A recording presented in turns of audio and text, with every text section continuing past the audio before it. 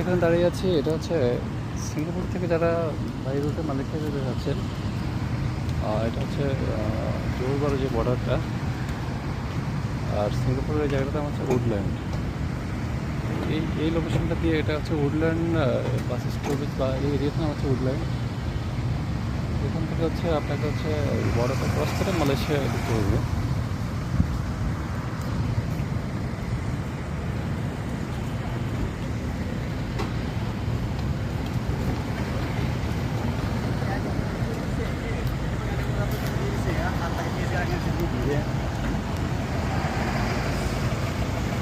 এই যে check point লেখা আছে এখানে,